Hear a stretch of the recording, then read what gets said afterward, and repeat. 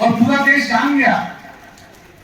पंडित गंगालाल दीक्षित बटेश्वर अपने पड़ोस में ऐसी ब्रिज बनाते थे, बहुत अल्पायु में चले गए क्षय रोग के कारण, लेकिन जितनी धमक जितनी गूंज शाहजहांपुर में राम प्रसाद बिस्मिल ठाकुर, रोशन सिंह, अशफाक उल्लाह खां, राजेंद्र लाहिड़ी, सरदार भगत सिंह, चंद्रशेखर आजाद, इनकी धमक इनकी गूंज लंदन में गूंजती थी, उतने ही पंडित गंगालाल दीक्षित की गूंजती थी। ये केवल यही नहीं था, लंदन तक धमक सुनाई दी।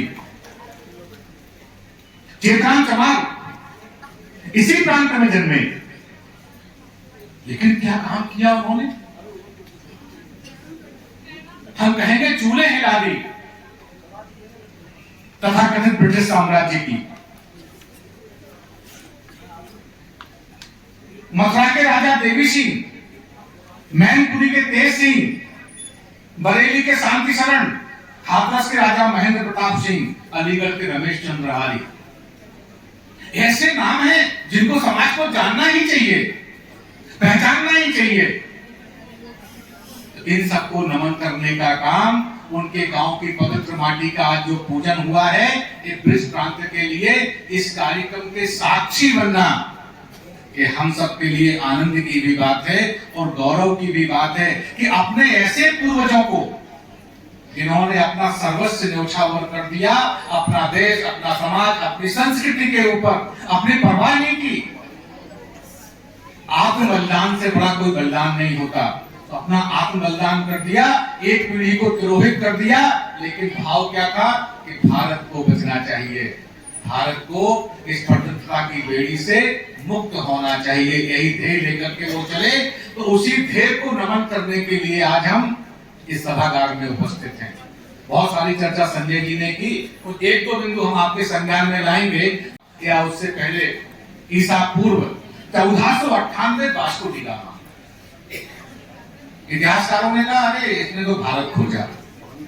आप कल्पना करिए कि आज हम इस बरेली में आए हैं लखनऊ से चल करके, और हम कहें कि आईएमए सभागार का जो रास्ता है वो तो पवन पुत्र बादल ने खोजा, तो हम तो मूर्ख हुए ना। सभागार तो बरेली पहले से उपस्थित है। पंडित राधेश्याम रामायणी से लेकर नाथ परंपरा का तो पवित्र स्थल है बरेली, विश्व के सामने अपना मस्तक ऊंचा कर करके खड़ा हुआ है बरेली। तो हम कहेंगे कि हमने खोजा। यही काम 1498 में तत्कालीन औपनिवेशिक साहित्यकारों ने किया।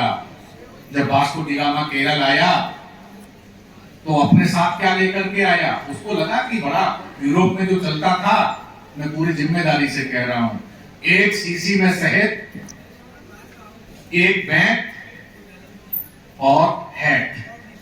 वहां के राजा को जब उसने ये सप्रेम भेंट किया, ये यूरोप की सर्वश्रेष्ठ सामग्री थी जो वो लेकर के आया था, तो वहां के दरबारी हंस पड़े।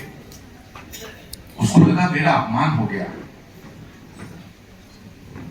3 महीने बाद जब वो भारत से बाहर गया तो भारत के 9 जहाजों को लूट करके वो वापस गया यूरोप। भारत के सैनिकों ने पीछा किया, वो निकल गया। ये पहला औपनिवेशिक आक्रमण था भारत पर।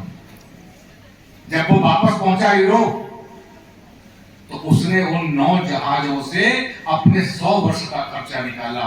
इतना था भारत का आर्थिक साम्राज्य। जिस समय वास्को डी गामा यहां आया, कोलंबस कहीं और पहुंचा, पोप आ गया बीच में। पोप को लगा दोनों ईसाई सत्ताएं आपस में लड़ जाएंगी, तो वो खड़ा हो गया बीच में और विश्व के नक्शे को बीच में रख करके विश्व को 2 हिस्सों में बांट दिया, क्योंकि दोनों की चर्च अलग थी। वास्को डी गामा की अलग थी, कोलंबस की अलग थी। तो पोप ने खड़े होकर के एक हिस्सा वास्को डी गामा का साम्राज्य रहेगा, एक हिस्सा कोलंबस का साम्राज्य रहेगा। तो कौन होता था बीच में आने वाला? लेकिन इतिहासकारों ने लिखा, लेकिन उसके पहले इतिहासकार एक चीज और लिख करके गए। जब सिकंदर ने भारत पर आक्रमण किया ईसा पूर्व, उसके गुरु अरस्तु ने सुकरात को बता दिया कि जरा, अरस्तु ने सिकंदर को बता दिया कि जाओ जरा भारत को लूटो, बहुत वैभव है, बहुत ऐश्वर्य है भारत में। तो इतिहासकार तो तब झूठ बोल रहे थे या इतिहासकार अब झूठ बोल रहे? इसी से मुक्त करने का काम भारत की युवा पीढ़ी को करना है, भारत के साहित्यकारों को करना है। 1498 के बाद बहुत संघर्ष हुए। 1757 और 1498 के बीच में लगभग 1000 संघर्ष हुए इस देश में। 1757 का वो लगभग 11 घंटे का युद्ध हम सबने पढ़ा होगा, नहीं पढ़ा होगा तो पढ़ जरूर लीजिए। भारत का इतिहास बदल जाता, लेकिन परिणाम कुछ और हुआ। उसके 100 वर्ष के बाद 1857, जिसकी चर्चा बहुत की संजय जी ने, जिसको तथाकथित इतिहासकारों ने लिखा, वो तो विद्रोह था। अरे विद्रोह था तो हम भूल जाएंगे चेहलानी नरेश राजा बलभद्र सिंह को? हम उनको स्मरण नहीं करेंगे, हम उनको श्रद्धांजलि नहीं देंगे? कभी पढ़िए चेहलानी नरेश का संघर्ष। हम भूल जाएंगे राजा राव रामोत्सव सिंह को? हम याद नहीं करेंगे राजकुमारी मैना को? 12 वर्ष की थी। आप कल्पना करिए, 12 वर्ष की राजकुमारी, जिसको हम कन्या मानते हैं, सनातन परंपरा में कन्या पूजन करते हैं, ऐसी 12 वर्ष की राजकुमारी को जनरल ए बिठूर से ना, उसका यही तो दोष था कि वो नाना साहब की बेटी थी। जनरल ए बिठूर के किले से उसको पकड़ करके लाया, कैदी बना करके, और कानपुर में बीच चौराहे पर उसको जिंदा जलाया। हम स्मरण नहीं करेंगे? हम साहित्यकार भारत की भविष्य की पीढ़ी को राजकुमारी मैना के बारे में नहीं बताएंगे? ये किसकी जिम्मेदारी है? यही स्मरण करने का समय है क्रांतिकीर्ति योजना का। इसीलिए नौजवान बैठे हैं, उनको लगे कि भारत का जो औपनिवेशिक काल था वो अब हट गया है। हम जब घर में बैठते हैं, माताएं भी बैठी हैं, बच्चे भी हैं, कोई आए तो छोटा बच्चा घर में है तो आया, अंकल जी आए हैं, जरा सुनाओ वो कविता। छोटा बच्चा है तो क्या सुनाएगा? Johnny Johnny yes papa. माता पिता प्रसन्न होते हैं, कितनी बढ़िया कविता सुना दी।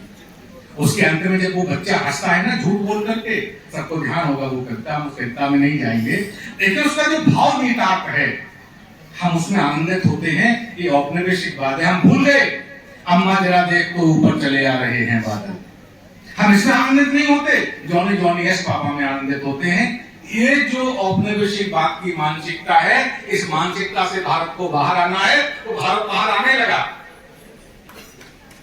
पश्चिम के लोग जब आरोप लगाते थे कि अरे भारत तो बहुत अंधविश्वासी है, पिछड़ा है, तो हम उदास हो जाते थे कि हाँ, पश्चिम के लोगों ने कहा तो जरा, अरे वो तो जरा बड़ा विद्वान होते हैं, अंग्रेजी बोल लेते हैं, वो ठीक ही बोल रहे होंगे, अंधविश्वासी हैं। ये तो पीपल के पेड़ पर जल चढ़ाते हैं, वहां दीपक जलाते हैं, तो हम उदास हो जाते थे। और वही लोग जो ये बोलते थे, फिर जब खड़े होकर के 25 दिसंबर को एक प्लास्टिक के पेड़ पर मोमबत्तियां जलाकर के उत्सव मनाते हैं, तो वो अगड़े हो जाते हैं। ये जो दोहरा चरित्र है, ये जो दोहरा नकाब है, ये भारत ने अस्वीकार कर दिया। स्वाभिमान के साथ, आनंद पूर्वक, गर्व के साथ जो भारत की ज्ञान परंपरा है, सनातन, ऋग्वेद से प्रारंभ होकर के अब तक जो सनातन है, जैसा पहले था, बीच में है, भविष्य में ही वैसा रहेगा। इस परंपरा को मानने वाले अपने मूल्यों पर, अपने संस्कारों पर, अपने विचारों पर, अपने साहित्य पर, अपने मानदंडों पर, अपने महापुरुषों पर स्वाभिमान करने वाले, वही भारत के भविष्य को आगे ले जाएंगे। और भारत पूरी तरीके से इस दिशा में कदम बढ़ा चुका है। छोटी छोटी बातें, गांव से लेकर के शहर तक, बाजार से लेकर के और औद्योगिक तक, पूरे भारत का जो मानचित्र है वो औपनिवेशिक बात की मानसिकता से बाहर आ रहा है। और जो जहां बच गया है, हैप्पी बर्थडे से लेकर के और बाहर साइन बोर्ड तक, ये बात छोटी छोटी है, दीप उठाने से लेकर दीप जलाने तक, लेकिन मानसिकता वही है औपनिवेशिक बात की। इससे हमें बाहर लाना है। और ये काम अखिल भारतीय साहित्य परिषद, जिस योजना में संजय जी लगे हैं, इतिहास संकलन योजना, ये सब भारत के इन सब भविष्य को, भारत के सारे मानदंडों को, भारत के सारे महापुरुषों को, भारत की सारी परंपराओं को, भारत की सारी विशेषताओं को, और जिसको लेकर के भारत के अगली पीढ़ी गौरवान्वित भी हो, लाभान्वित भी हो, वो सारा का सारा काम कर भी रही है और आप सबके माध्यम से समाज में पहुंचाना भी है। इसीलिए यहाँ की टीम ने, यहाँ के कार्यकर्ताओं ने रामपुर, बरेली, पीलीभीत, बदायूं, अलीगढ़, फिरोजाबाद, ये जो पूरा का पूरा क्षेत्र है, 105 कार्यक्रम जो किए हैं, ये श्रृंखला यहां रुकी नहीं है। ये तो केवल शुरुआत है।